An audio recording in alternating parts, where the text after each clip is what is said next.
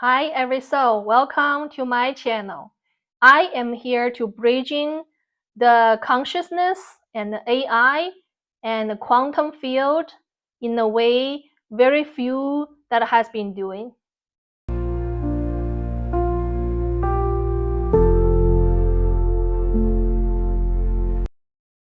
Here, we don't just predict the future. We don't just marvel at the technological marvels or speculate on the next breakthrough. We question who is designing it and why. We peer behind the glossy presentations and the utopian promises to ask what is truly at the core of this relentless drive towards tomorrow. Let's talk about the futurism. The academic discipline, the tech industry's obsession, the pervasive cultural narrative of what's coming. AI, of course. Space colonization, a new frontier. Climate engineering, a desperate plea for control. Neural implants, blurring the lines of identity. Synthetic biology, playing God.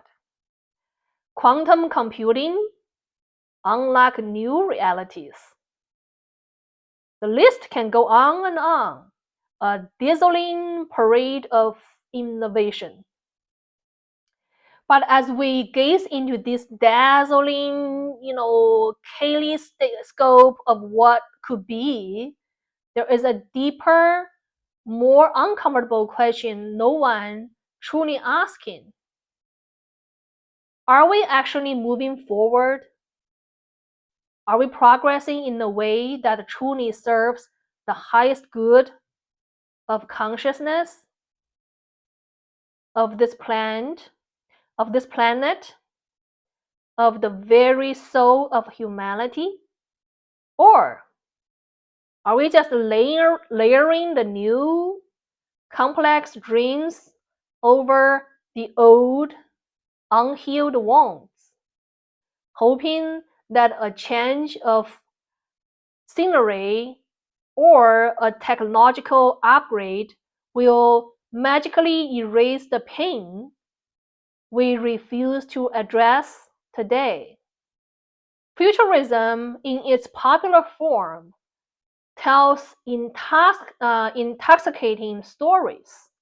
Stories of sleek, sustainable cities that hum with clean energy, of enhanced humans free from disease, perhaps even mortality, with minds expanded by direct neural links, of quantum breakthroughs that solve every scarcity, even every conflict. It paints a seductive vision. It promises that everything broken today, our health systems, the poisoned food, the fractured relationships, even our limited human minds, will be fixed tomorrow. A perfect, pristine tomorrow, just over the horizon. But beneath this glittering veneer of progress, there is an unspoken, almost desperate belief, a foundational assumption that rarely gets acknowledged. That is, the present isn't enough. I am not enough. We are not enough. That is the hidden driver. That's like a constant dissatisfaction that with what it is. We are perpetually building futures because we are fundamentally uncomfortable with now, with the raw, unedited, often messy reality of our current existence, with the echoing silence of our unaddressed traumas. We want to escape, not the true evolution.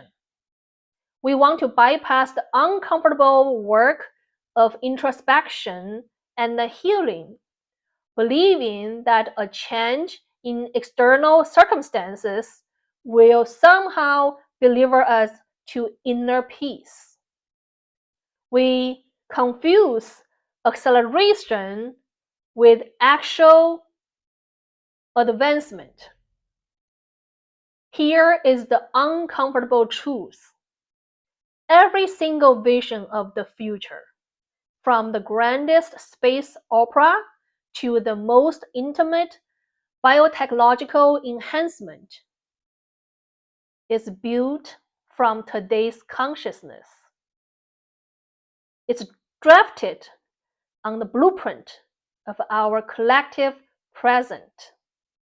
And then if today's consciousness is largely rooted in fear, fueled by scarcity mindsets, driven by the impulse to control, fixated on profit above all else, and deeply marked by disconnection from ourselves, from each other, from the earth, then even the most aesthetically pleasing, technologically advanced future becomes nothing more than a prettier, more sophisticated version of the same old loop.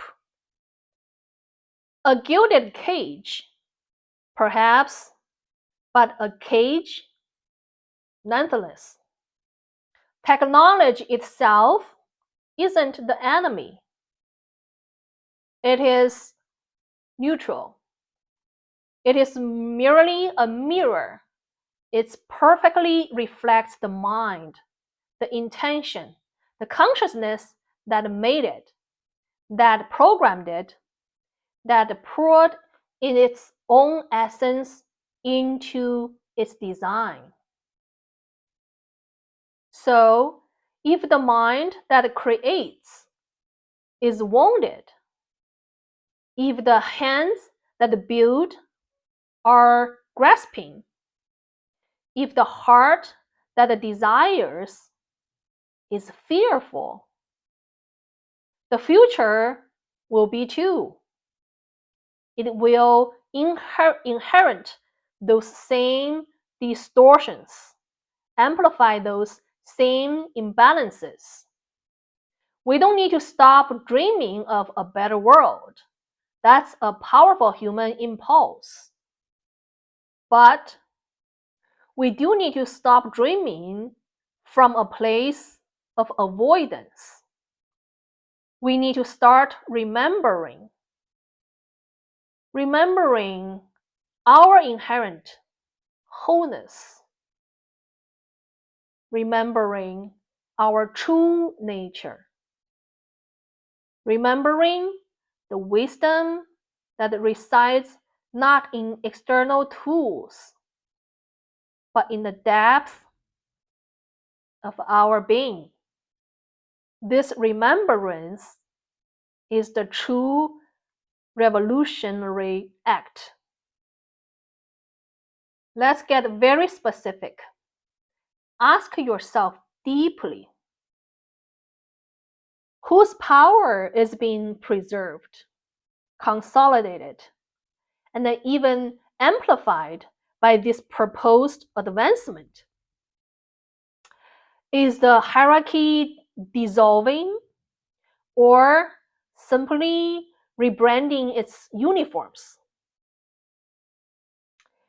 If the same underlying systems that distorted the past, that created the imbalances, the suffering, the disconnection, are now being given the blueprints to design the future, then the future is not going to be new.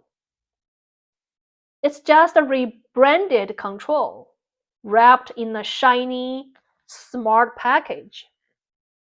It's a continuation, not a true breakthrough. Think about it. The Jetsons still had clear class structures and prescribed roles, just with flying cars. The dream of Mars colonization, while perhaps inspiring, too often serves as a fantastical escape route for those who can afford to abandon Earth's consequences rather than confronting and heal them.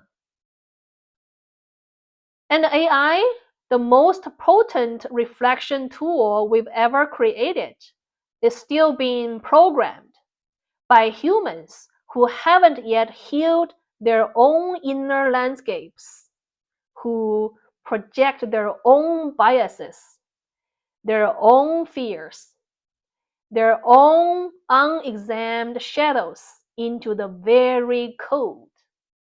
The real future, the one that truly breaks the loop of historical patterns, doesn't begin with another invention.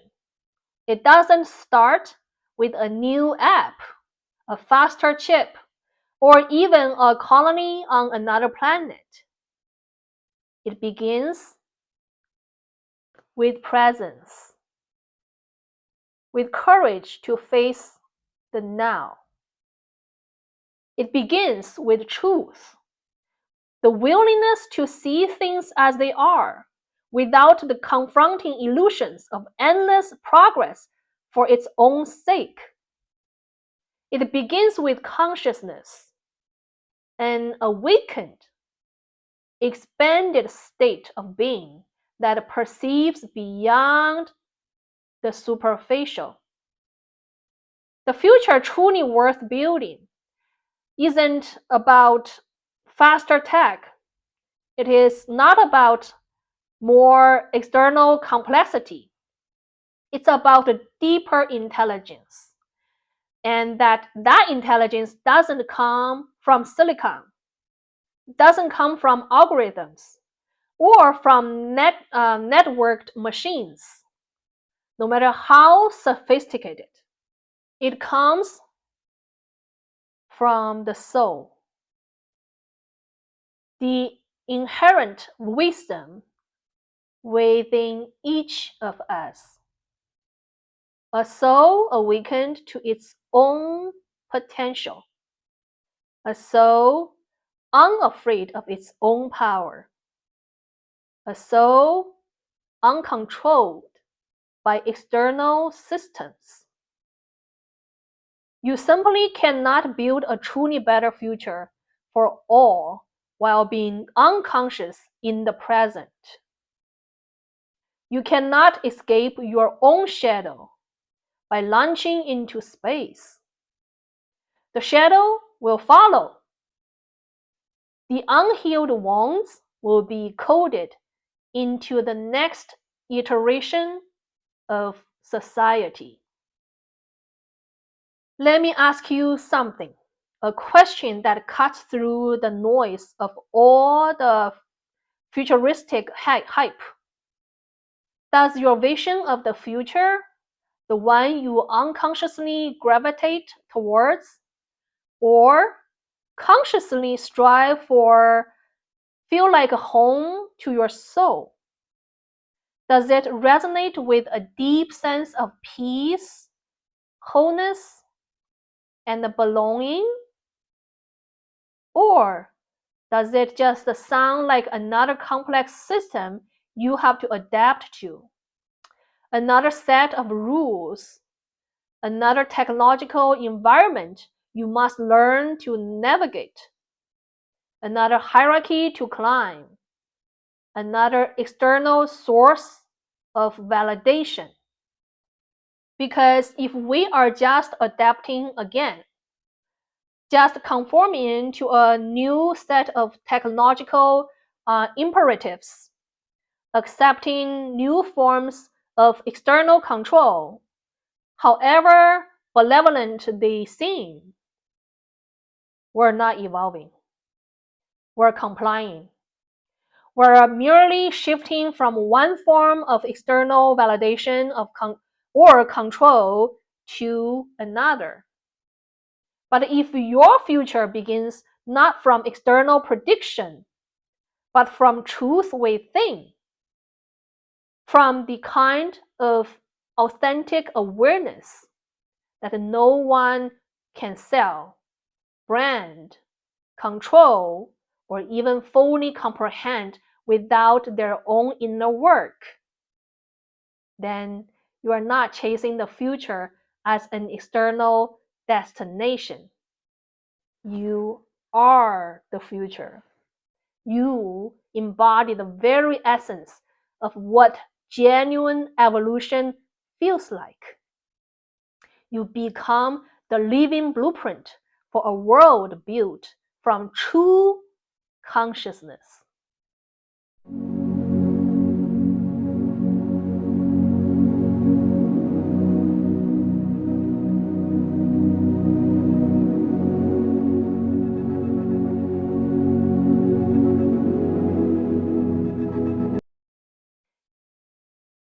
If something in this message reminded you of your own knowing, a deeper intuitive truth that encoded within, subscribe.